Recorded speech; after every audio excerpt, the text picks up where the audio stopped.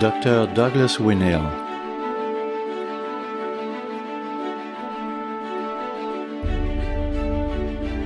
La dernière croisade, le seul véritable espoir pour le monde. Frères et sœurs, alors que nous approchons de la fin de l'année civile, dans le monde occidental, nous voyons défiler une fête après l'autre. Ainsi, nous passons d'Halloween à l'Action de grâce, puis de Noël au jour de l'an. Le monde va se livrer à une série de dîners et de célébrations, et les magasins regorgent de produits saisonniers. Il y a certaines semaines où l'on est littéralement inondé de chants de Noël. Et pour ceux d'entre vous qui ont grandi dans ce monde occidental, il vous arrivera parfois de vous laisser surprendre à fredonner ces chansons. Mais vous vous arrêterez alors aussitôt en disant « Voyons, qu'est-ce que je fais là ?» Nous nous laisserons peut-être aussi emporter par la féerie du spectacle qui s'offre à nous, surtout lorsqu'il neige, et que nous voyons toutes ces belles lumières décoratives qui ornent les maisons. Et c'est beau, je n'en disconviens pas, mais il faut bien se rendre à l'évidence qu'il s'agit là de fêtes païennes. Elles peuvent nous distraire. L'un des avantages du sabbat est qu'il nous offre l'occasion d'effectuer une pause, de sortir de ce monde et de commencer à nous concentrer sur les choses vraiment importantes, à savoir les grands problèmes et les grandes questions de la vie. Je vais en parler un peu plus tard, mais d'ores et déjà, je voudrais qu'on considère certains points en particulier. Ainsi, en ce jour de sabbat, que chacun de nous se pose la question « Pourquoi suis-je ici? Pourquoi suis-je ici? Pourquoi Dieu m'a-t-il appelé dans son Église? Pourquoi Dieu m'a-t-il appelé dans son Église aujourd'hui? Pourquoi Dieu m'a-t-il appelé dans son Église aujourd'hui? Quelle est la mission de cette Église en ces temps de la fin? Quelle est la mission de cette Église en ces temps de la fin? Sommes-nous concentrés sur cette mission? Sommes-nous concentrés sur cette mission? Que se passerait-il si nous ne parvenions pas à accomplir cette mission? Que se passerait-il si nous ne parvenions pas à accomplir cette mission? Nous devons réfléchir à ces choses. Oui, qu'adviendrait-il si nous ne remplissions pas le rôle que Dieu nous a appelés à remplir? Qu'adviendrait-il si nous ne remplissions pas le rôle que Dieu nous a appelés à remplir? Frères et sœurs, nous vivons aujourd'hui dans un monde de plus en plus séculier. Alors que nous traversons la présente période de festivité, nous sommes soumis à beaucoup de distractions. Oui, à beaucoup de distractions. Cela peut nous déconcentrer et nous dévier de ce qui est important. Dans notre monde de plus en plus séculier, nous entendons très peu parler de Dieu. Certes, à l'approche de Noël, nous entendrons souvent parler de Jésus, mais, comme M. Armstrong avait coutume de dire, le monde parle de Jésus, mais on n'écoutera pas le message qu'il a apporté. Ceux qui déclarent qu'ils croient en Dieu s'attirent des moqueries. La Bible est considérée comme un recueil de mythes, d'histoires et de contes de fées. Il en résulte qu'un nombre croissant d'adultes, et environ 30% de nos jeunes, ne se réclament d'aucune religion. Ils ne sont tout simplement pas branchés en matière de religion. Et s'ils s'intéressent si peu à la Bible, c'est parce que notre société la rabaisse et qu'on se moque d'elle. C'est là le monde dans lequel nous vivons. Beaucoup de gens considèrent qu'ils peuvent se passer de la religion, et surtout de la Bible, et c'est pourquoi ils ne vont pas aller à l'église. Ils vivent leur vie sans lire la Bible. Pour beaucoup de gens, la religion ne semble pas avoir d'importance. Nous voyons aussi des prophéties bibliques s'accomplir presque tous les jours. C'est incroyable ce qui s'est passé au cours des dernières années. Chaque jour semble nous apporter quelque chose d'autre dans ce domaine. Vous vous exclamerez parfois « Mais c'est là ce dont parlait l'Écriture.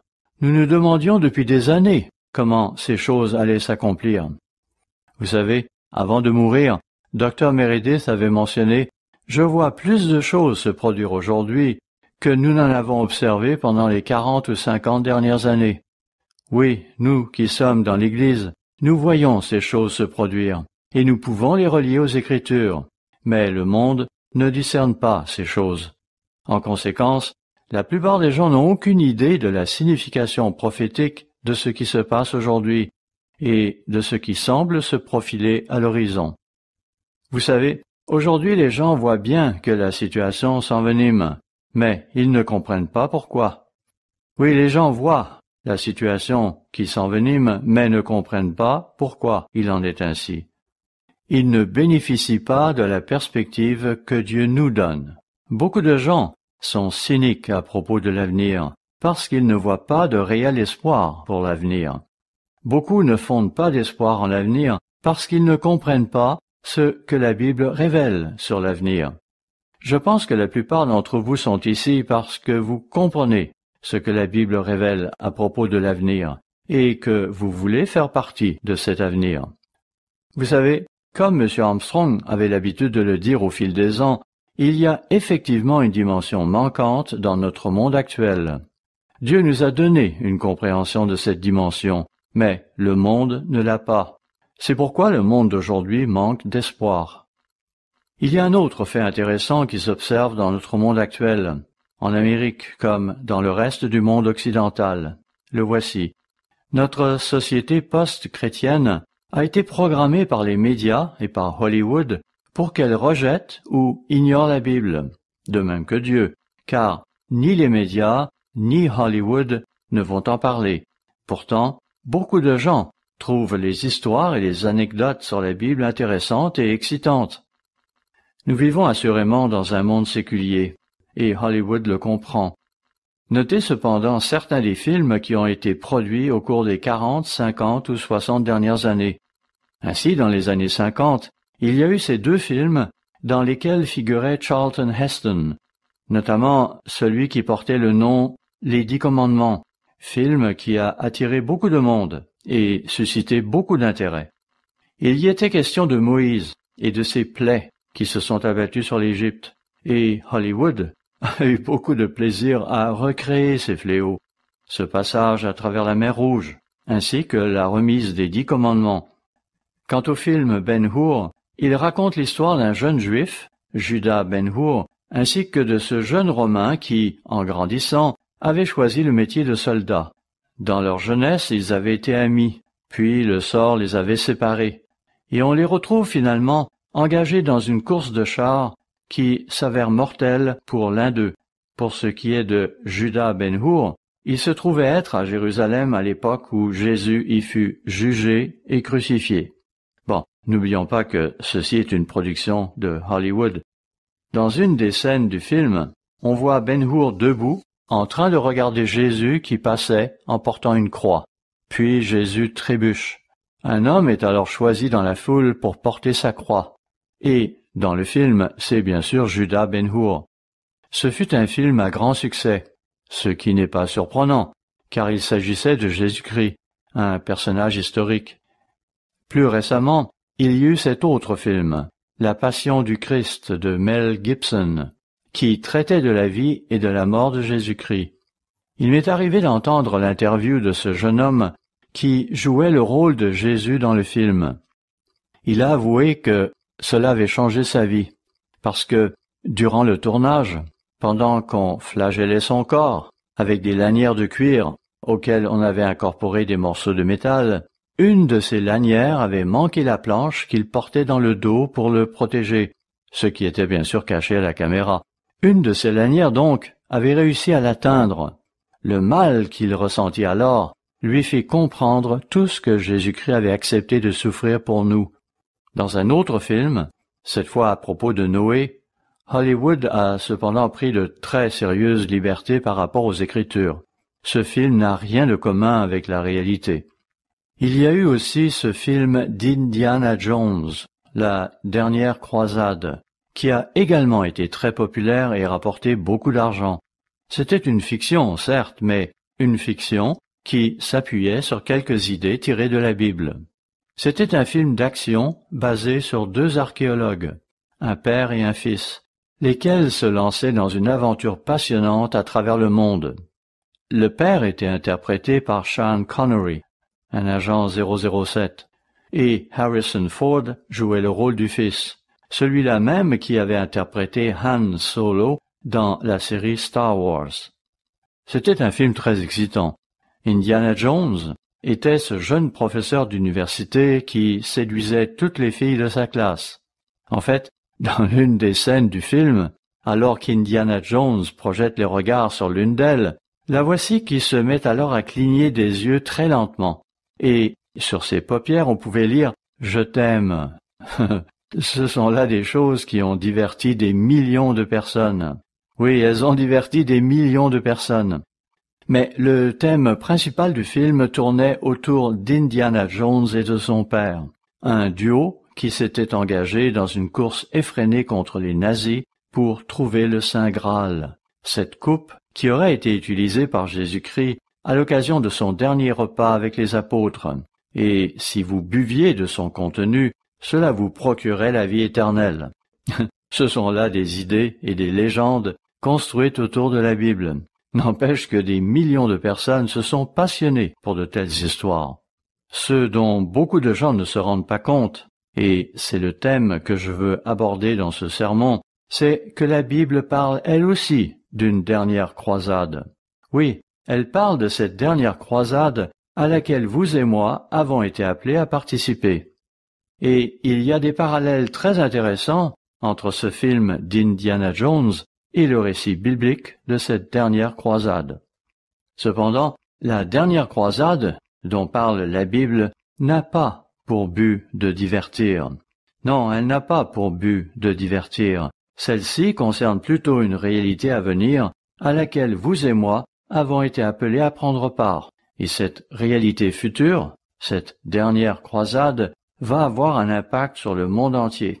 Oui, elle va avoir un impact sur le monde entier.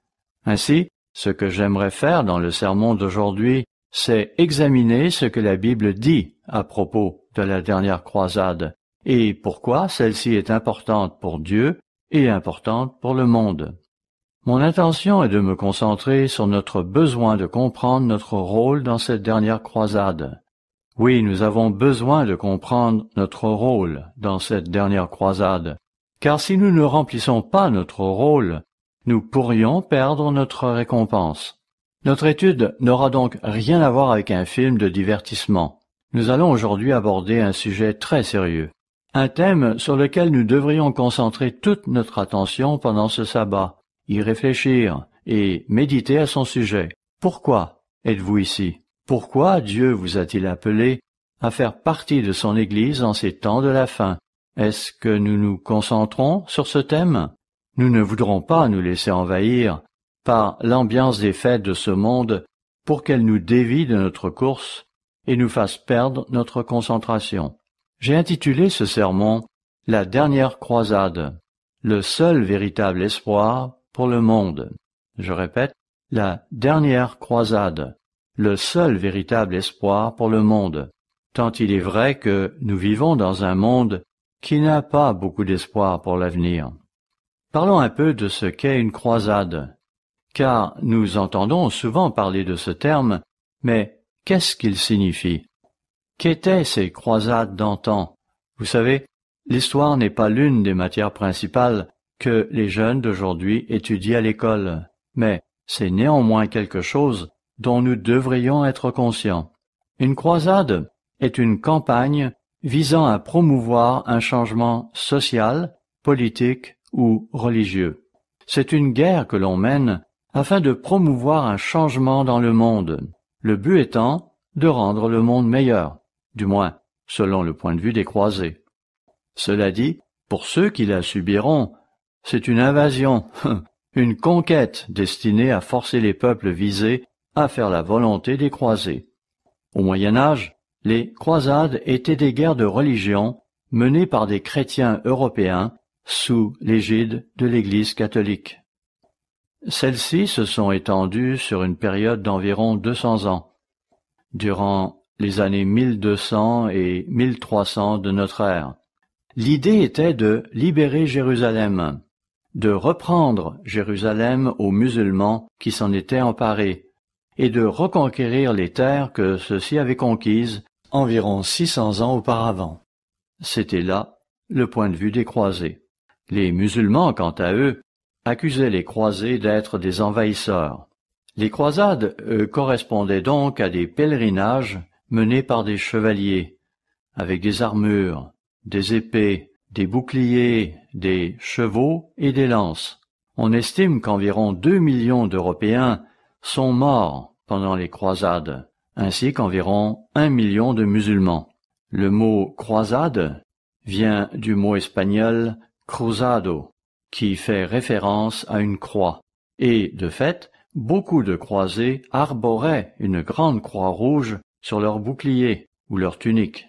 Quels étaient les bénéfices qu'on retirait pour avoir mené une croisade? Il y a là un parallèle qui peut être établi avec ce qui nous est réservé. Pour les croisés, les récompenses consistaient essentiellement en l'octroi d'indulgence par le pape. Si vous partiez en croisade, vos péchés étaient pardonnés, et cela vous donnait droit à une libre entrée au paradis. De plus, en autant que vous surviviez, vous pouviez récolter gloire et fortune, du fait qu'en partant à la conquête de quelque chose, vous aviez droit à votre part du butin.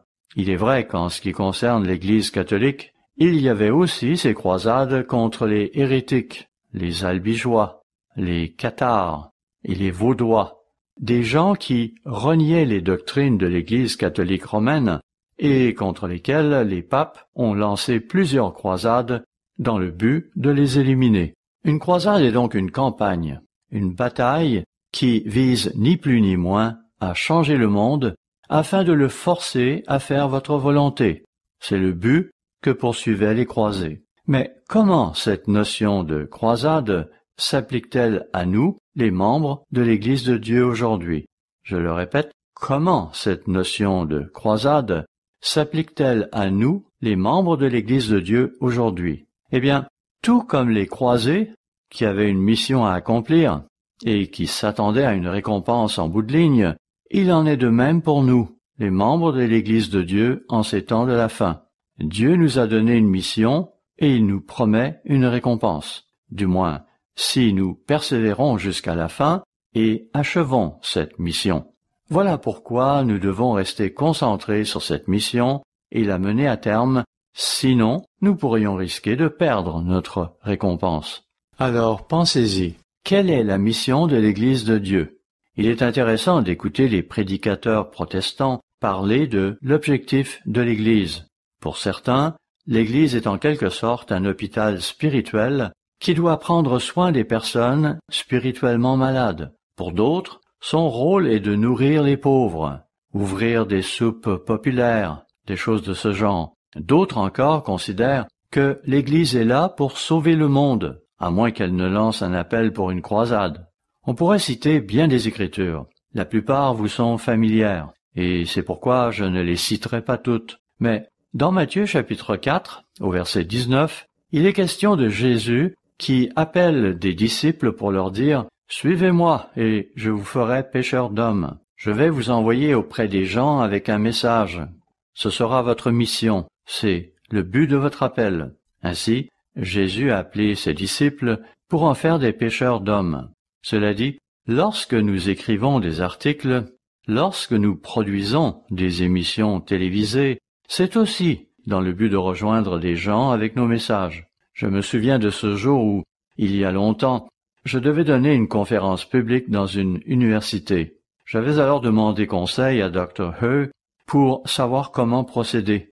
Il s'est contenté de me dire « Posez des questions qui admettent une réponse et qui amèneront les gens à réfléchir. Des questions du genre « Pourquoi êtes-vous ici? Quel est le but de la vie humaine? Quel est le but de l'Église? Quelle est notre mission aujourd'hui à nous qui sommes appelés dans cette Église au temps de la fin? » Notez que dans Matthieu chapitre 16, au verset 18, Jésus dit « Je bâtirai mon Église et les portes du séjour des morts ne prévaudront point contre elle. » L'Église va donc continuer à exister jusqu'au temps de la fin. En quoi cela nous concerne-t-il aujourd'hui? Voyez les instructions de Jésus à ses disciples dans Matthieu chapitre 28. Matthieu chapitre 28, versets 19 et 20.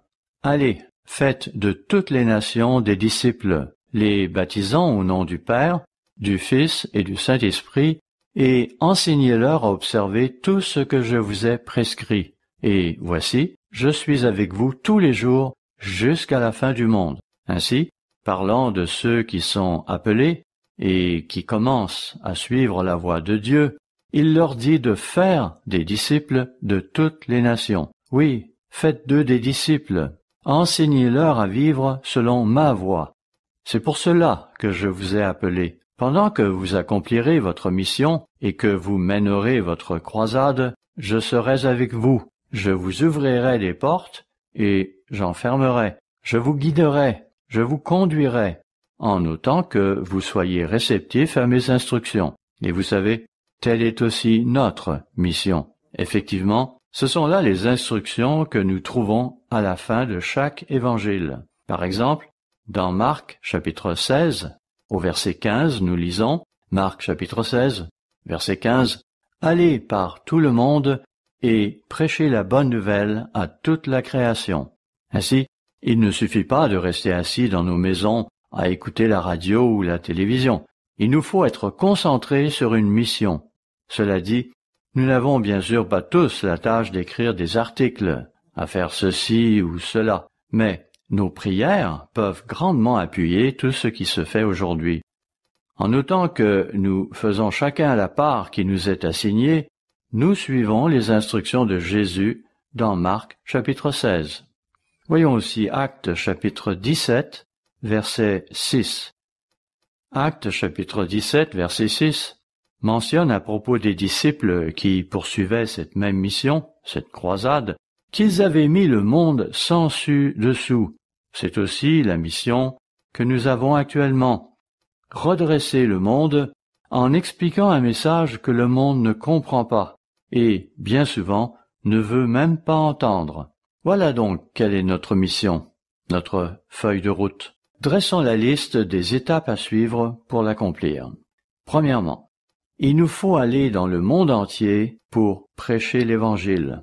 Je le répète, il nous faut aller dans le monde entier pour prêcher l'Évangile. Deuxième point, il nous faut avertir le monde des conséquences du péché, de ce qui arrive lorsqu'on ignore Dieu et qu'on se détourne de lui, ce qui est précisément ce que nous faisons aujourd'hui, voir Matthieu chapitre 24. Et il en est ainsi parce qu'on s'imagine que c'est sans importance, vu que la religion n'est plus considérée d'actualité. Mais vous savez, il y a un Dieu, et il va bientôt intervenir pour faire arriver ces choses dont parle la Bible. C'est pourquoi Ésaïe chapitre 58, verset 1, nous dit « Crie à plein gosier, ne te retiens pas, annonce à mon peuple ses iniquités, et ce qui va leur arriver s'ils persistent dans leur voie. » Voilà qui fait partie de notre mission aujourd'hui, et il nous faut rendre cela clair et net. Venons-en maintenant à notre troisième point. Il nous faut préparer un peuple pour le Seigneur. Voir Luc chapitre 1, verset 17. Oui, nous devons préparer un groupe de personnes, nourrir le troupeau de Dieu, et ainsi préparer des dirigeants et des enseignants pour le royaume de Dieu à venir. C'est pourquoi nous sommes ici le jour du sabbat. C'est aussi pourquoi nous avons des études bibliques, pour passer en revue les enseignements de base des Écritures, ainsi que ses principes fondamentaux. Pour le moment, vous êtes peut-être assis dans votre groupe particulier et vous écoutez quelqu'un qui prêche.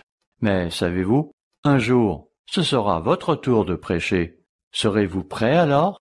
Nous devons l'être. Nous devons donc nous préparer. Certains vont peut-être dire « Mais je ne veux pas être un prédicateur. » Écoutez, vous avez été appelé pour devenir un roi, un sacrificateur, un enseignant, un leader, un serviteur. Voilà la raison de votre appel. Vous ne pouvez pas faire comme Jonas et vous enfuir. Il n'y aura peut-être pas de grands poissons pour vous ramener à l'ordre. Comprenez bien que Dieu nous a appelés et choisis dans un but précis, faire partie de son Église, une Église qui a une mission. Simultanément, Jésus nous a aussi avertis que nous allons devoir faire face à une véritable résistance. Jean chapitre 15, verset 20 dit en effet, « S'ils m'ont persécuté, ils vous persécuteront aussi. » Donc, notre mission ne sera pas facile. Vous allez devoir faire preuve de persévérance et de courage pour faire ce que vous devez faire, car il faut que le travail s'accomplisse. Le thème de notre sermon est celui d'une dernière croisade. Notez que Paul utilise une terminologie similaire. Lui parle d'une armée. Notez-le dans Éphésiens chapitre 6, au verset 11 à 18, où il énumère ce qu'il nous faut pour bien remplir notre mission, à présent que nous avons été recrutés par Dieu. Voyons donc. Éphésiens chapitre 6, et commençons par le verset 11. « Revêtez-vous de toutes les armes de Dieu. » C'est ce que faisaient les chevaliers quand ils partaient en croisade. Ils revêtaient leur cuirasse, ils mettaient leur casque. Et remarquez ce que Paul dit ici. « Revêtez-vous de toutes les armes de Dieu afin de pouvoir tenir ferme contre les ruses du diable. » Oui, Satan ne veut pas que cette croisade continue. Il fera tout ce qu'il peut pour s'y opposer. Il fera tout ce qu'il peut pour vous distraire et vous décourager. Continuons au verset 12 à 14. « Car nous n'avons pas à lutter contre la chair et le sang, mais contre les dominations, contre les autorités, contre les princes de ce monde de ténèbres, contre les esprits méchants dans les lieux célestes. C'est pourquoi prenez toutes les armes de Dieu afin de pouvoir résister dans le mauvais jour et tenir ferme après avoir tout surmonté. Tenez donc ferme, ayez à vos reins la vérité pour ceinture. » Oui, la vérité est ce qui fait notre force. La vérité est ce que nous avons été appelés à proclamer. Poursuivons. Revêtez la cuirasse de la justice. Une cuirasse protège votre poitrine, elle protège votre cœur. En ce qui concerne les commandements de Dieu, il nous faut vouloir vivre selon eux, être déterminés à vivre selon eux. Bon, je vous laisse lire le reste de ce passage. Imaginez à présent un groupe de chevaliers avec leurs armures, leurs chevaux, leurs lances, leurs épées et leurs boucliers. Ils sont partis pour livrer une bataille. Vous savez, nous avons aussi été appelés pour livrer des batailles. Et ces batailles vont souvent se dérouler entre nos deux oreilles. C'est en effet ainsi que Satan travaille sur nous.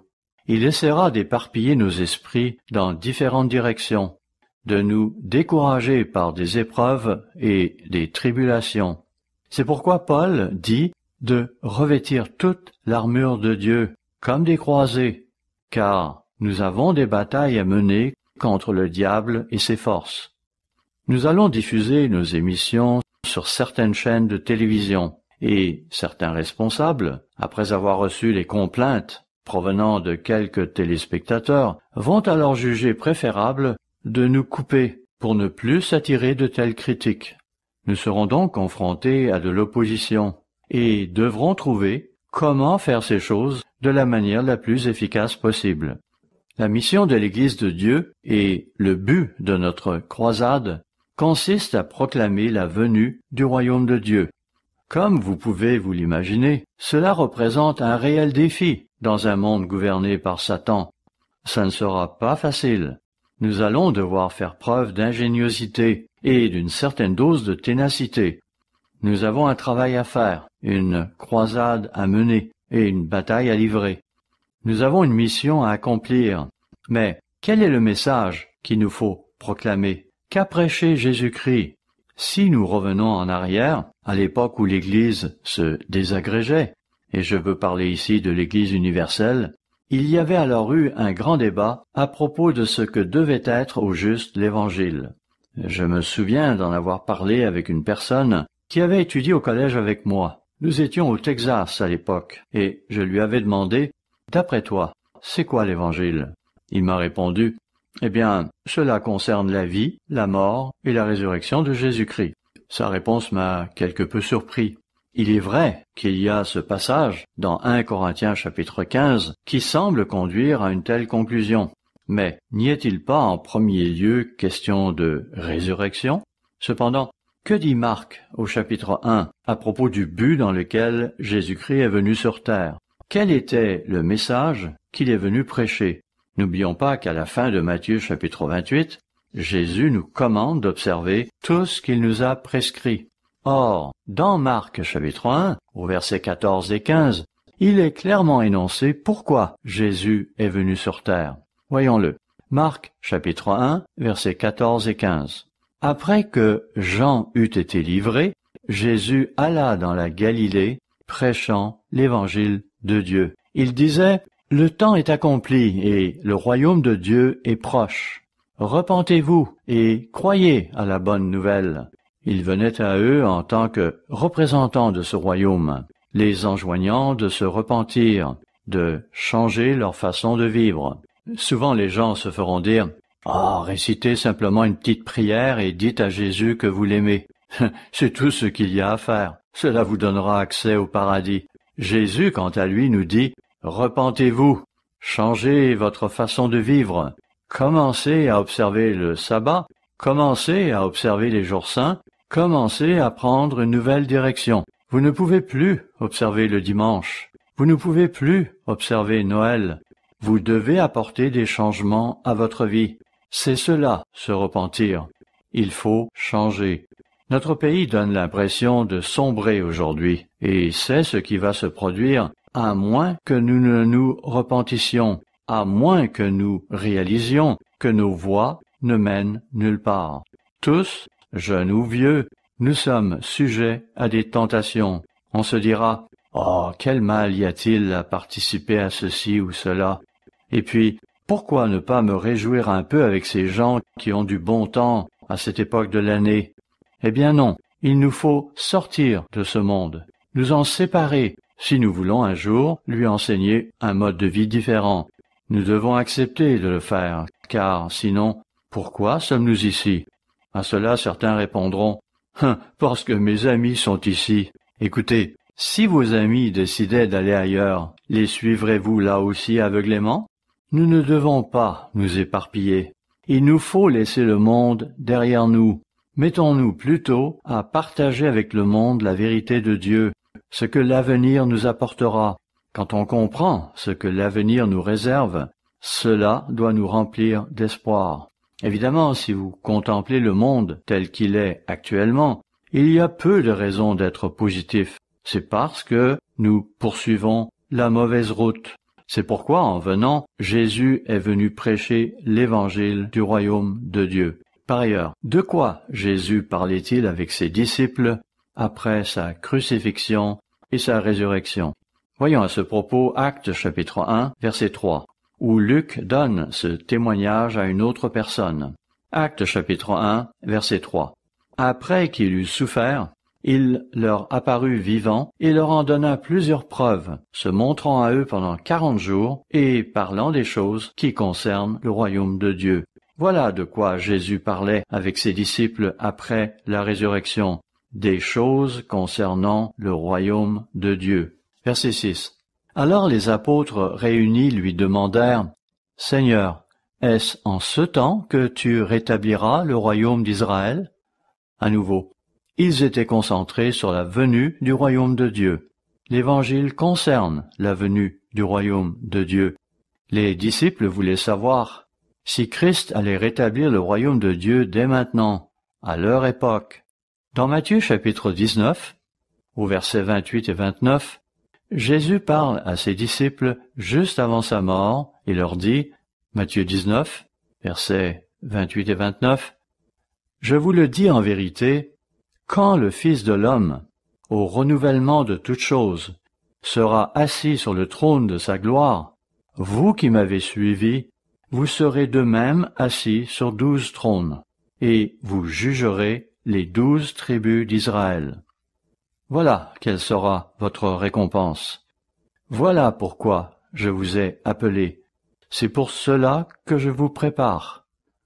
Ainsi, chacun d'eux sera en charge d'une tribu en Israël. Mais il y aura aussi quelqu'un établi sur Charlotte, quelqu'un d'autre établi sur Kansas City, quelqu'un d'autre sur Washington, quelqu'un d'autre sur Haïti. Entre parenthèses, nous étions à Haïti il y a quelques années, et j'avais lu plusieurs livres avant d'y aller. L'un d'eux parlait de l'histoire d'Haïti, dont on dit qu'elle a été écrite avec du sang. C'est parce que, lorsque les choses s'enveniment là-bas, ils sortent leurs machettes. Nous avions près d'une douzaine de personnes d'Haïti dans notre congrégation de Boston, des gens très gentils, très chaleureux, mais des turbulences peuvent parfois se produire, et cela peut aussi arriver dans bien d'autres pays. D'ailleurs, n'avons-nous pas vécu cela à Seattle, ainsi que dans certaines autres villes de notre pays? Vous savez, ce monde est de plus en plus rempli de violence, tout comme à l'époque de Noé.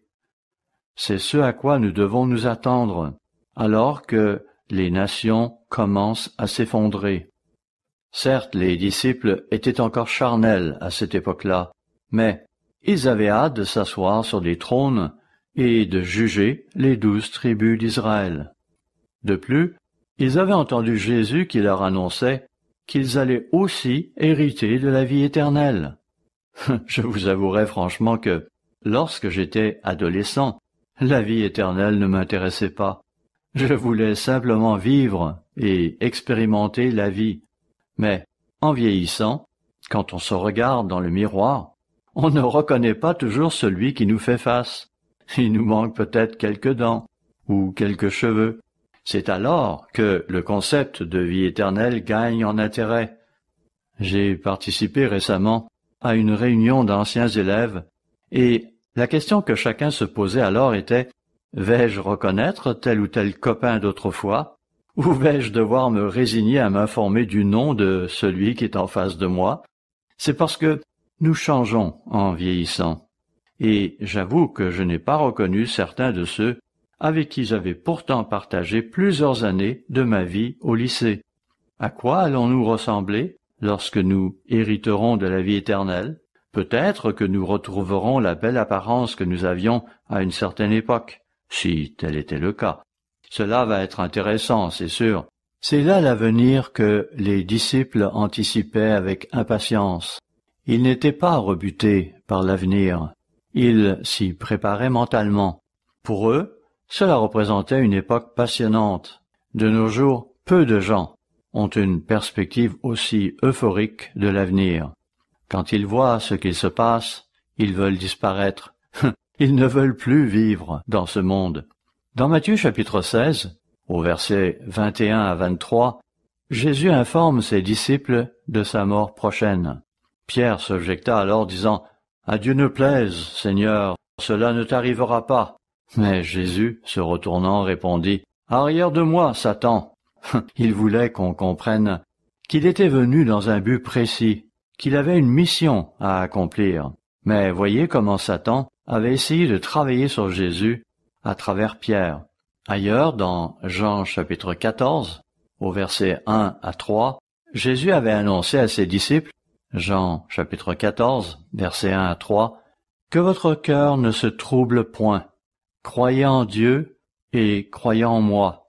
Il y a plusieurs demeures dans la maison de mon Père. Si cela n'était pas, je vous l'aurais dit. Je vais vous préparer une place. Et lorsque je m'en serai allé, et que je vous aurai préparé une place, je reviendrai, et je vous prendrai avec moi, afin que là où je suis, vous y soyez aussi. » Ici, au quartier général de l'Église, nous avons divers locaux pour nos différents départements, et différentes personnes dans ces départements. Christ dit que ce sera comme cela dans le royaume. Nous aurons tous différentes responsabilités, différents rôles à jouer, et il précise « Je vais préparer une place à chacun d'entre vous. » Jean chapitre 15, verset 16 dit « Ce n'est pas vous qui m'avez choisi, mais moi je vous ai choisi. » Bon, c'est peut-être vos parents qui l'ont choisi au départ, et vous êtes ici avec eux. Vous avez ainsi l'opportunité d'hériter exactement de ce qu'ils vont hériter. Vous ne voudrez donc pas renoncer à ces choses. Comprenez bien que vous bénéficiez là d'un appel très spécial, une opportunité sans pareille, que les enfants avec qui vous êtes à l'école n'ont pas. Leur temps viendra plus tard. De même, vos voisins sont peut-être des gens bien, mais eux aussi seront appelés plus tard. Vous, c'est maintenant. Alors, ne lâchez pas, ne le prenez pas à la légère. Douglas MacArthur avait reçu l'ordre de quitter les Philippines alors que les Japonais s'apprêtaient à l'envahir. Et, de fait, ils ont tout occupé. Mais, une fois arrivé en Australie, MacArthur a promis de revenir, donnant ainsi de l'espoir à ces gens des Philippines. Nous aussi avons un espoir fondé sur la promesse que Jésus-Christ nous a faite en disant qu'il allait revenir. Il y a quelque temps, alors que j'étais en compagnie de Bruce Tyler, j'ai pu visiter l'île où les troupes de MacArthur avaient débarqué. On y trouve de grandes statues de MacArthur et de son état-major, des statues plus hautes que nature, et placées au beau milieu d'un plan d'eau. Vous y êtes accueilli par un Philippin ayant un bon sens des affaires, et celui-ci offrira de vous louer des bottes en caoutchouc et un casque. Le but étant de vous prendre en photo dans ce décor, moyennant la somme modique d'$1. J'ai accepté son offre, bien sûr, mais il fallait marcher prudemment, car si on avançait trop vite, l'eau pénétrait par le haut des bottes, qui n'était qu'à 2 ou 3 centimètres au-dessus du plan d'eau. J'ai encore la photo dans mon bureau. C'était quelque chose de se tenir là, tout en pensant à toutes ces choses qui s'y étaient déroulées jadis. Cette déclaration que le général MacArthur leur avait faite en ce temps-là, cette promesse qu'il allait revenir, avait donné de l'espoir à ces gens. Il devrait en être de même pour nous lorsque nous considérons celle que Jésus-Christ nous a faite. Avons-nous foi en ce que dit la Bible? Jésus y déclare « Je vais vous préparer une place, et je reviendrai. Je veux que vous soyez prêts, et je veux que vous accomplissiez la mission que je vous ai confiée. » Oui, il veut que nous accomplissions la mission qu'il nous a confiée. Frères et sœurs, c'est ça l'Évangile. Jésus a dit à ses disciples « Vous allez devenir des rois et des sacrificateurs dans le royaume de Dieu à venir, des leaders civiques, des leaders religieux. C'est pour cela que je vous ai appelés. Vous aurez à orienter le monde dans une direction très différente. Vous allez régner sur cette terre et non dans les cieux. » Voir Apocalypse chapitre 5, verset 10. Lorsque j'étais un enfant, j'entendais dire que nous marcherions dans des rues en or, là-haut, dans le ciel, et qu'il se produirait toutes ces choses fabuleuses. Et je n'arrêtais pas de penser, « Quoi? Je vais marcher sur un nuage et m'asseoir là-dessus? » Je trouvais cela invraisemblable. Comment vais-je faire pour ne pas passer à travers ces nuages? Ils ne pourront pas me retenir. Franchement, cela me semblait farfelu, et je n'étais pas du tout intéressé à l'idée d'aller au paradis. Je voulais plutôt goûter à ce que ce monde m'offrait maintenant. Cela dit, Jésus-Christ nous dit que nous allons régner avec lui sur cette terre. Nous allons reconstruire les villes. Nous allons restaurer la terre. Cela va être excitant. Ésaïe chapitre 2, versets 2 à 4 annonce que la loi va sortir de Jérusalem. Nous aurons l'occasion de partager la voix de Dieu avec le monde entier. Oui, le monde entier aura les regards tournés vers Jérusalem. J'ai grandi dans une église presbytérienne où on ne m'a jamais lu ces Écritures. Il n'y était question que d'aller au paradis. Eh bien non, c'est vers Jérusalem que le monde entier va alors se tourner, et nous y serons nous-mêmes. À l'heure actuelle, beaucoup d'entre vous travaillez ici à Charlotte, au quartier général de l'Église, même si certains ont aussi à voyager par moments. Tout cela est peut-être très excitant, très stimulant, mais pas toujours exempt de difficultés. Ésaïe chapitre 9, versets 6 et 7 annonce que Christ reviendra pour mettre en place un gouvernement qui va apporter la paix et la justice au monde entier. Nous voyons aujourd'hui un tas de gens qui s'affairent et qui se mobilisent pour établir une justice sociale. Ils veulent sauver ceci, faire cela, changer ceci, changer cela, mais c'est peine perdue. Ça ne marchera pas. Nous, par contre, avons été appelés à faire partie d'un gouvernement qui va littéralement changer le monde. C'est notre croisade. C'est ce que nous allons faire. Ce sera une bataille, mais cela va être très excitant. Ésaïe chapitre 35 parle de la façon dont l'environnement va être totalement restauré. Les déserts vont fleurir comme des roses. Les gens vont être guéris. Les gens vont être en bonne santé. Aujourd'hui, nous avons des jeunes qui ne veulent pas avoir d'enfants parce qu'ils voient que le monde s'en va à la dérive. Ils ne veulent plus avoir d'enfants pour peupler la terre et créer davantage de dioxyde de carbone et de déchets. Selon eux, la solution, c'est de ne plus procréer d'enfants. C'est terrible. Ils se laissent tromper. Beaucoup manquent d'espoir. Pourtant, de tous les peuples, ne devrions-nous pas, nous qui sommes ici, nourrir un espoir grandissant quant à l'avenir? Citons encore ces quelques autres écritures. Apocalypse chapitre 11, versets 15 à 18, dit qu'à la dernière trompette, Jésus-Christ reviendra comme roi des rois, que les saints seront récompensés et que Dieu détruira ceux qui détruisent la terre. Votre récompense sera une couronne et la vie éternelle. Une couronne est un symbole du pouvoir, de leadership. Chacun d'entre nous en aura une, avec notre nom gravé dessus. Elle nous sera remise si nous accomplissons notre mission et si nous persévérons jusqu'à la fin. Nous en reparlerons un peu plus tard. Les saints vont donc être récompensés. Tournons-nous à présent vers Actes chapitre 3, au verset 19 à 21. M. Armstrong avait l'habitude de se référer à de tels passages, de même qu'à un autre ensemble de versets clés dans la Bible. Ils sont la base de l'espoir que nous recherchons tous. Actes chapitre 3, versets 19 à 21. « Repentez-vous donc et convertissez-vous, autrement dit, changez, pour que vos péchés soient effacés, afin que des temps de rafraîchissement viennent de la part du Seigneur. » J'étais en Arkansas la fin de semaine dernière. C'est au sud-ouest du Missouri. Vraiment une très belle région.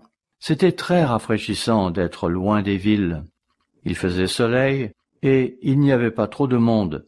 Vraiment une belle scène de campagne. C'est très rafraîchissant de vivre une telle expérience.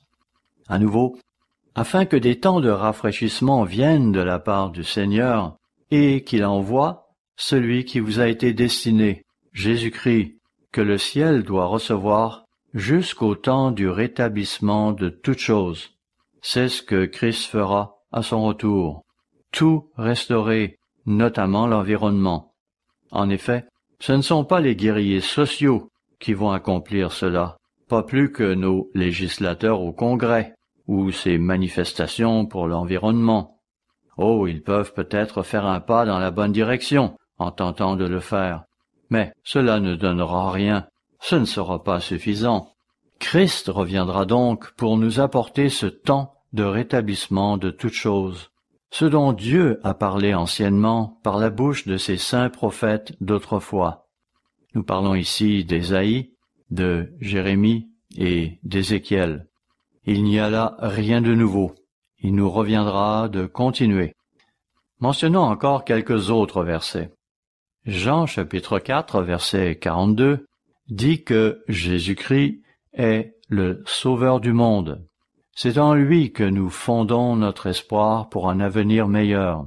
Jésus-Christ reviendra en tant que Sauveur du monde. Son gouvernement, composé d'individus qu'il appelle et forme en ce moment, va restaurer la terre et ramener les choses à la normale, à ce qu'elles devraient être. Mais surtout, encore une fois, il reviendra en tant que Sauveur du monde. Daniel chapitre 2, verset 44, parle de cette époque où Jésus-Christ mettra un terme au règne des rois païens pour établir un gouvernement et un royaume qui n'aura pas de fin. Une époque dont nous approchons à grands pas. Oui, c'est une époque qui est proche maintenant. Pour un dernier verset, tournons-nous vers Daniel chapitre 7, verset 27, où il est question des saints qui vont posséder le royaume. Oui, des saints qui vont alors posséder le royaume. Ce sera là notre récompense. Que diriez-vous de travailler avec quelques-uns de vos amis pour restaurer une certaine partie du monde? Je m'étonne toujours de voir ces idées qui germent dans l'esprit de nos membres à la suite de nos fins de semaine familiales. Je trouve cela très encourageant, très excitant. Je pense que nous avons dernièrement ramené certaines idées de Kansas City et j'ai hâte de les voir aboutir. Ainsi, ce sera merveilleux de travailler ensemble avec des amis pour changer le monde, pour indiquer au monde la bonne voie à suivre.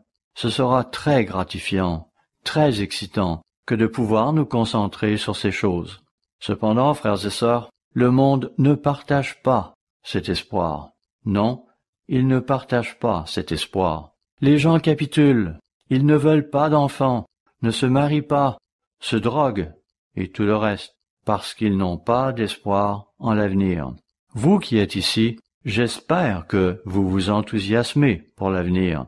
Certains parmi nous qui ont grandi dans l'Église vont parfois nous quitter, au moins temporairement, parce qu'ils veulent explorer ce qu'il y a de l'autre côté de la clôture. Ils vont se salir les doigts pour tenter de satisfaire leur curiosité. Pourtant, il n'y a rien d'alléchant là-bas. Non, ça n'en vaut pas la peine. D'accord, cela peut paraître scintillant au premier abord, ça a l'air excitant, mais un bon conseil, résistez à cette tentation, car vous reviendrez tôt ou tard avec des bleus et des éraflures. Je me souviens d'avoir parlé un jour avec une personne d'un certain âge qui a fait une telle expérience, et qui m'a alors confié « Doug, parfois les gens vont s'enfoncer dans un trou si profond qu'ils ne s'en sortiront jamais dans cette vie. » Vous savez, en Afrique et ailleurs dans le monde, nous avons des frères qui n'ont littéralement rien, mais leur espoir est dans le royaume de Dieu à venir, parce qu'ils n'ont présentement rien qui ressemble au royaume de Dieu. Même ici aux États-Unis, il y a des gens qui n'ont littéralement rien, pas même un logement. L'autre jour, j'ai vu un homme qui tenait un panneau où on lisait « Pas de famille, pas de maison, rien ». Il était assis sur un terrain de stationnement. Eh bien, le jour viendra où nous pourrons remédier à ce genre de situation. Mais, d'ici là, il nous faudra fidèlement achever notre mission. Et celle-ci consiste, encore une fois, à prêcher l'Évangile, à l'instar de Jésus-Christ et des apôtres. Cet Évangile est une bonne nouvelle, la bonne nouvelle d'un royaume de Dieu à venir. Les saints vont posséder ce royaume et apporter la paix et la justice au monde. Le véritable Évangile n'est pas synonyme de morosité et de malheur. Le véritable Évangile ne concerne pas le crime, la corruption et tout ce qui remplit les médias du monde d'aujourd'hui. C'est un Évangile d'espérance qui parle d'un avenir réel qui va vraiment voir le jour. Et il pourrait arriver plus tôt que beaucoup d'entre nous ne se l'imaginent. Combien de temps Dieu va-t-il encore tolérer ce qui se passe avant de tirer la prise? Deutéronome chapitre 28, verset 20, dit que la chute va arriver soudainement. C'est pourquoi nous devons être prêts. Oui, la chute va arriver soudainement, donc tenez-vous prêts. Voilà le message que nous devons délivrer au monde. Un message à propos duquel il ignore tout. C'est la mission de l'Église, le message associé à cette dernière croisade. Vous savez, je n'ai pas inventé tout ça, c'est dans le livre. Les disciples avaient demandé à Jésus « Quel sera le signe de ta venue et de la fin des temps? Comment pourrons-nous savoir que nous sommes proches de la fin ?» Eh bien, l'un des signes marquants se trouve dans Matthieu chapitre 24 au verset 14, où il est question de cet évangile du royaume dont nous venons de parler. Un évangile qui sera prêché dans le monde entier en témoignage à toutes les nations. C'est alors que viendra la fin. C'est là la mission de notre croisade. Prêcher dans le monde entier cet évangile du royaume de Dieu en tant que témoignage. C'est intéressant. Certaines personnes ont dit dans le passé que c'est à Dr Meredith qu'il revient de prêcher l'Évangile. Nous nous contentons de nourrir le troupeau de Dieu. Non, à nouveau, la mission de notre croisade consiste à prêcher cet Évangile du royaume de Dieu dans le monde entier en tant que témoignage. Et ce n'est qu'après cela que la fin viendra. Notre tâche est de mettre le monde à l'endroit, tout comme les apôtres avaient été accusés de mettre leur monde à l'envers, un monde qui était alors tout imprégné de paganisme. Frères et sœurs, nous menons actuellement cette dernière croisade dont parle la Bible. Vous et moi avons été appelés à jouer un rôle dans cette croisade. Notre mission est d'apporter la dimension manquante à ce monde moderne, de lui fournir un avertissement et un message d'espoir. C'est un appel incroyable. C'est une opportunité incroyable. Jadis, les gens se lançaient dans des croisades parce qu'ils voulaient libérer la Terre Sainte. Ils voulaient libérer Jérusalem pour des raisons matérielles. Nous avons été appelés à faire partie d'une croisade qui va littéralement changer le monde en préparant la voie pour le retour de Jésus-Christ. Cela nous concerne, vous et moi. Regardez autour de vous. Nous ne ressemblons pas à des croisés. Nous n'avons pas de chevaux. Mais nous avons été appelés à devenir des croisés et à changer ce monde, à le transformer en ce merveilleux monde à venir qui est prophétisé. Posons-nous encore ces quelques autres questions. Qu'est-il arrivé à l'Évangile que Jésus-Christ prêchait? Et pourquoi cette dernière croisade que nous menons aujourd'hui est-elle si importante? Vous savez, Paul s'occupait de certaines choses à son époque et nous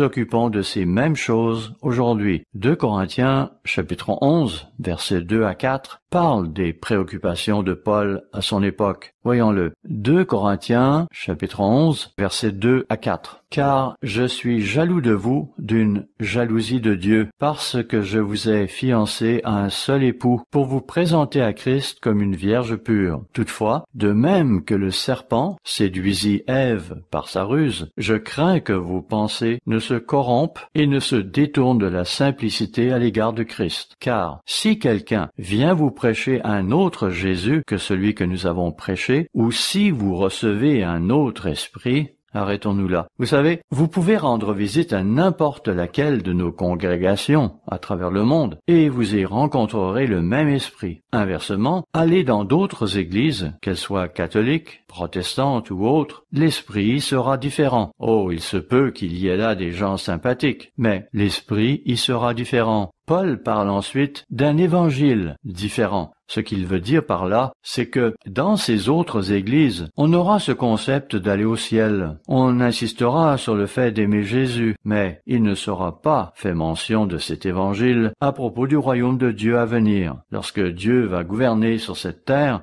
par l'intermédiaire de Jésus-Christ, ce qui constitue un évangile très différent. Ensuite, Paul enchaîne au verset 13 à 15 disant « Ces hommes-là sont de faux apôtres, des ouvriers trompeurs, déguisés en apôtres de Christ. Et cela n'est pas étonnant, puisque Satan lui-même se déguise en ange de lumière. Il n'est donc pas étrange que ces ministres aussi se déguisent en ministres de justice. Leur fin sera selon leurs œuvres.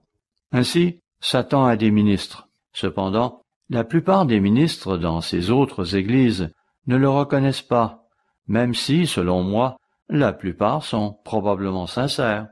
Je me souviens d'avoir parlé à un jeune homme il y a quelques années, alors que je revenais d'Angleterre. C'était un ministre baptiste qui était venu nous rendre visite ici à Charlotte. Il m'avait alors confié qu'il s'efforçait de prêcher nos doctrines, mais qu'il ne pensait pas pouvoir le faire bien longtemps, de peur de perdre son emploi. Je ne sais pas ce qu'il est devenu par la suite, car je ne l'ai pas revu. Mais il se sentait en quelque sorte comme pris entre le marteau et l'enclume. Cela dit, il y a quantité de faux ministres qui ne reconnaissent pas ce qu'est la vérité, et la Bible les appelle des ministres de Satan. C'est là un langage qui provoque, et ce n'est pas quelque chose que les gens aiment entendre, mais c'est ce dont parle la Bible. Paul a donc parlé des faux ministres de son époque. Dans Galates chapitre 1, au verset 6 à 9, le même Paul condamne en tant qu'anathème ceux qui veulent altérer l'évangile de Christ. Il y avait alors des adeptes du judaïsme qui répandaient un évangile différent, un évangile selon lequel on devait être circoncis avant de pouvoir devenir un chrétien véritable. Paul qualifiait cela de faux évangile. Edward Gibbon était un critique du christianisme qui vivait vers la fin des années 1800. il n'était pas un fan du christianisme, mais dans son ouvrage sur l'histoire du déclin et de la chute de l'Empire romain, parlant des croyances de l'Église primitive, il a fait cette déclaration au chapitre 15, et je cite, « La doctrine ancienne et populaire du millénium, le règne de 1000 ans des saints, était intimement liée à la seconde venue du Christ. » C'est exactement ce dont nous parlions tantôt. Il poursuit disant, « Le Christ, avec une bande triomphante de saints et d'élus qui avaient échappé à la mort ou qui avaient été miraculeusement ressuscités, régnerait sur la terre jusqu'au moment fixé pour la dernière résurrection générale. » Ces gens subissaient alors les persécutions des Romains qui occupaient leur pays à l'époque. Continuons. Cet espoir était si agréable à l'esprit des croyants que la nouvelle Jérusalem, germe de ce royaume bienheureux, fut rapidement parée de toutes les couleurs les plus gaies de l'imagination. L'assurance d'un tel millénaire a été soigneusement inculquée par une succession de pères, depuis Justin Martyr jusqu'à Irénée, et, notons-le, avant par Pierre, Jacques et Jean, et même avant eux par Jésus-Christ. Continuons. Bien qu'elle ne soit pas universellement reçue, en effet tout le monde ne va pas croire ou aimer cette doctrine, elle semble avoir été le sentiment dominant des croyants orthodoxes, et elle semble si bien adaptée aux désirs et aux appréhensions de l'humanité qu'elle, cette croyance au royaume de Dieu, a dû contribuer dans une très large mesure au progrès de la foi chrétienne. Fin de la citation. C'est effectivement ce qui a contribué à la croissance de l'Église primitive. Pourquoi beaucoup d'entre vous ont-ils quitté d'autres églises pour venir dans l'Église de Dieu? C'était probablement à cause de la doctrine et des enseignements sur la venue du royaume de Dieu. Vous vouliez en être partie prenante, du moins je l'espère.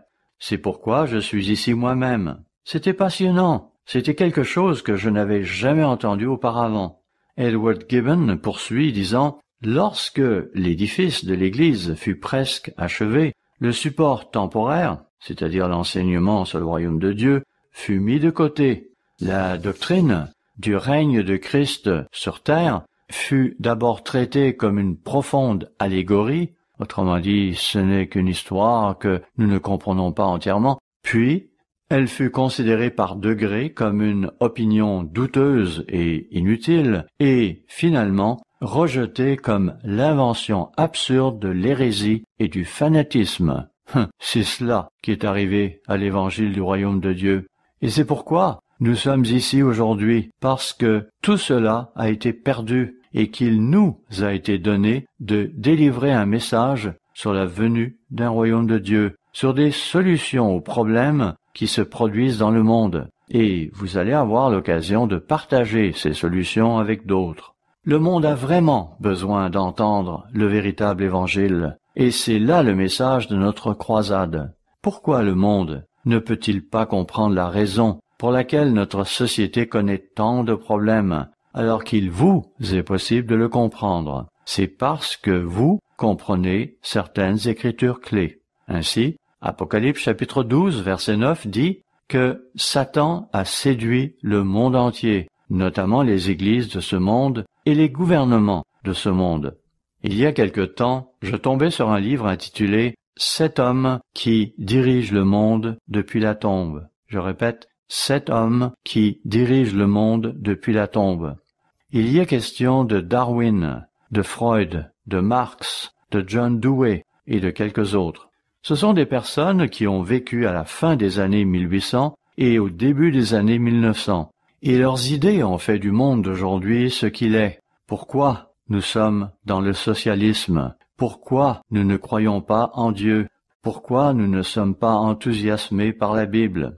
Cela vous donne un aperçu de ces individus que Satan a trompés. Et leurs idées ont trompé le monde et l'ont orienté dans une direction très différente. Ainsi, Satan a trompé le monde entier. Il serait bon que vous lisiez 1 Pierre chapitre 5, versets 8 et 9, pour être convaincu que le but de Satan est de détruire et de tromper les individus, les églises et les nations. Il veut contrecarrer le plan de Dieu et stopper l'œuvre. C'est là son but. Et nous devons veiller à ne pas nous laisser entraîner dans son jeu. Certaines personnes nous ont quittés disant « Je ne suis pas d'accord avec ces décisions de l'Église. Je vais m'en aller et partir la mienne. » Toutes ces divisions ne font que nuire à notre efficacité. Et comme M. Armstrong l'a souligné à maintes reprises dans le passé, il est intéressant de noter que ceux qui quittent l'Église pour fonder leur propre organisation n'aboutissent finalement pas à grand-chose. Oui, ils n'aboutissent pas à grand-chose. C'est effectivement ce que j'ai pu constater moi-même depuis les 55 ans que je suis impliqué dans l'Église. Je pourrais vous montrer une liste d'environ 20 personnes qui ont quitté l'Église au fil du temps, et elles n'ont, pour ainsi dire, pas accompli grand-chose. Tout cela est conforme au plan de Satan, et si nous ne restons pas sur nos gardes, nous allons nous aussi tomber dans tel ou tel panneau de sa conception. Il avait commencé dès le début en séduisant Ève dans le jardin d'Éden. Quant à Adam, il a suivi pour maintenir la paix dans la famille. Et cela a continué, car tous les êtres humains ont pris ce mauvais chemin. Satan a également travaillé sur David dans l'affaire de Bathsheba. Il a aussi travaillé sur Pierre lorsque ce dernier voulut employer la force pour se porter à la défense de Jésus, ce qui amena cette riposte désormais célèbre de Jésus « Arrière de moi, Satan !» À nouveau, le but de Satan est de perturber le plan de Dieu, de faire dévier le peuple élu de sa mission. Dieu a choisi les Israélites pour être une lumière et un exemple pour le monde. Il leur a donné son livre, la Bible, mais celui-ci a été mis de côté. Pour sa part, Jéroboam a commis de grandes fautes lorsqu'il a apporté des changements au jour saint, et peut-être même au sabbat, faisant ainsi pécher le peuple d'Israël. Nous devons faire attention à ne pas nous laisser entraîner dans de telles voies. Vous savez, Satan est toujours actif aujourd'hui. Certes, il s'en est pris à David, à Pierre, à Judas, mais il s'en prend pareillement aux gens de notre époque. Oui, il y en a qui ont quitté l'Église à propos de la controverse générée par les cantiques ou par le port du masque. Ces choses divisent. Certains vont quitter l'Église parce qu'ils se disent offensés par ceci ou cela.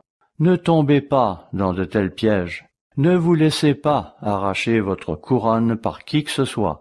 Ne dites pas non plus « Je ne vais pas m'asseoir ici, je vais plutôt m'asseoir là-bas, car je n'aime pas cette personne qui est là. C'est malsain. » Frères et sœurs, nous avons une mission. Concentrons-nous sur elle. Quelles sont les exhortations que la Bible nous adresse à nous qui vivons à la fin de l'âge? Je le répète, quelles sont les exhortations que la Bible nous adresse à nous qui vivons à la fin de l'âge? 2 Timothée chapitre 3 annonce que, dans les derniers jours, des temps terribles vont survenir. Il y aura des blasphémateurs, des gens qui se moqueront de la Bible, qui se moqueront de Dieu et qui se moqueront du mode de vie qu'il prône. Vous savez, lorsque la Worldwide Church of God, c'est-à-dire l'Église universelle, s'est effondrée, on a dit aux gens « Oubliez le plan de Dieu, il n'y a pas de tel plan. » Pourtant, n'avions-nous pas enseigné pendant des années que les jours saints représentent le plan de Dieu? Mais voilà que les gens se faisaient dire qu'il n'y a pas de tel plan. On leur a aussi donné une nouvelle définition de l'Évangile. Apocalypse 12, versets 9 à 17, dit qu'à la fin de l'âge, Satan sera en colère. Son temps est court, il le sait, et il persécutera l'Église et s'efforcera de perturber l'œuvre. Malgré tout, il nous est commandé dans 2 Timothée chapitre 4 de prêcher la parole en toute occasion, favorable ou non, de prêcher l'Évangile et de continuer l'œuvre. C'est l'exhortation que Paul nous a adressée juste avant de mourir. Apocalypse chapitre 3, versets 8 à 13, parle de l'ère philadelphienne de l'Église. Il y est dit que si nous persévérons et continuons à accomplir l'œuvre, nous allons être protégés durant la grande tribulation. Apocalypse 11, versets 15 à 18, dit que Christ va revenir et que les saints vont être récompensés. Apocalypse 17, verset 14, parle des appelés. Vous avez été appelés, des élus. Vous avez été choisis pour être dans l'Église aujourd'hui, et des fidèles. Oui, de ceux qui ont continué à faire ce que Jésus-Christ leur a demandé de faire, à savoir d'aller dans le monde entier et d'y prêcher l'Évangile. Si vous continuez à faire cela, vous aurez votre cœur dans l'œuvre. Souvenez-vous là encore de ce que M. Armstrong disait il y a bien des années, à savoir que seules les personnes qui ont leur cœur dans l'œuvre vont rester fidèles.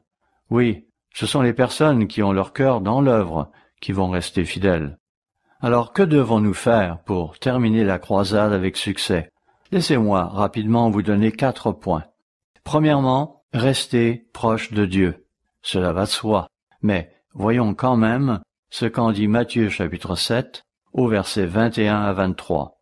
Dans la dernière partie du sermon sur la montagne, Jésus donne un avertissement. Il dit, Matthieu 7 verset 21, « Ceux qui me disent « Seigneur, Seigneur », n'entreront pas tous dans le royaume des cieux, mais seulement celui qui fait la volonté de mon Père qui est dans les cieux. » Oui, tous ceux qui viennent à l'église le jour du sabbat, tous ceux qui distribuent les livres de cantiques, tous ceux qui sont de service dans les aires de stationnement, tous ceux qui installent les chaises, ne seront pas nécessairement dans le royaume des cieux, mais seulement ceux qui font la volonté du Père qui est dans les cieux. C'est aussi ce même Jésus qui a dit « Si vous m'aimez, gardez mes commandements, et aussi allez dans le monde entier et prêchez l'Évangile. » Verset 22, Matthieu 7, verset 22.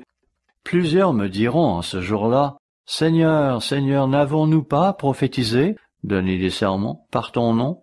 N'avons-nous pas chassé des démons par ton nom? Et n'avons-nous pas fait beaucoup de miracles par ton nom?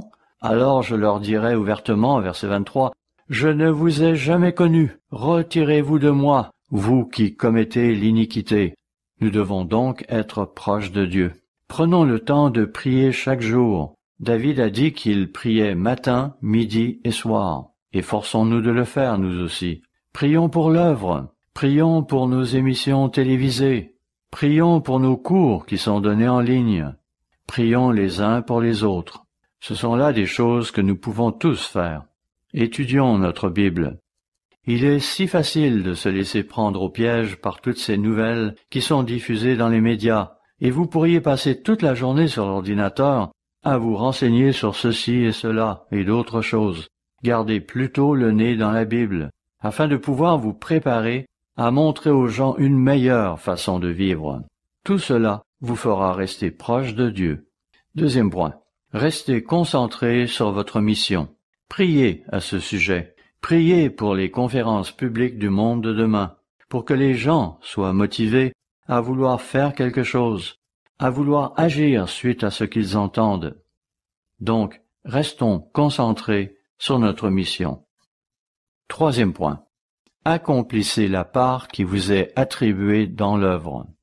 Cela consistera en partie à vous mettre à genoux et à prier pour l'œuvre. Quoi que vous ayez à faire, faites-le de bon cœur et avec zèle. Cela vous préparera pour l'époque où vous aurez à enseigner dans le royaume de Dieu. Vous savez, Jésus a dit dans Jean, chapitre 17, verset 4, « J'ai achevé l'œuvre que tu m'as donnée à faire. » Oui, j'ai achevé l'œuvre que tu m'as donnée à faire. Et au verset 18, il ajoute, « Comme tu m'as envoyé dans le monde, moi aussi je les ai envoyés dans le monde. » Il parle bien sûr de notre mission de prêcher l'Évangile. Finalement, quatrième point, développer de la compassion et de la sollicitude envers les êtres humains. Dans Ézéchiel chapitre 9, au verset 4, il est question de ces anges qui mettent une marque sur le front des hommes qui soupirent et qui pleurent à cause de l'état de leur nation. Alors que nous voyons notre nation s'effondrer, nous ne pouvons pas avoir cette attitude qui consiste à dire « bon débarras ». Non, les gens vont souffrir terriblement. Il nous faut donc prendre à cœur leur bien-être, leur montrer de la compassion et faire preuve de sollicitude envers eux. Parmi eux, il y aura peut-être nos voisins, nos parents, nos amis, et ils auront peut-être connu la grande tribulation. Dieu veut voir que nous nous soucions d'eux. Jésus-Christ est venu donner sa vie pour des gens qui l'ont fait mourir finalement. Nous devons pareillement développer une attitude de compassion et de sollicitude envers notre prochain. Je suis tombé un jour sur une citation à propos de ce qu'est un leader. Un leader est une personne qui se soucie suffisamment de son prochain pour vouloir changer les circonstances qui lui causent du mal. Eh bien, notre croisade consiste justement à préparer la voie au retour de Jésus-Christ qui apportera la paix et la justice au monde. Frères et sœurs, alors que ce monde est pris dans ce tourbillon des fêtes de fin d'année, et cela continuera pendant les 2 prochaines semaines, restons concentrés sur notre mission. Délivrons notre message d'avertissement et d'espoir. En tant que participants de cette dernière croisade, en bons croisés, continuons à grandir et à vaincre. Restons fermes jusqu'à la fin. Matthieu 24, verset 13 dit que c'est celui qui persévérera jusqu'à la fin qui sera sauvé. Si nous persévérons jusqu'à la fin, si nous achevons notre mission, nous finirons par contribuer au succès de cette dernière croisade, et nous nous retrouverons tous ensemble dans le royaume de Dieu.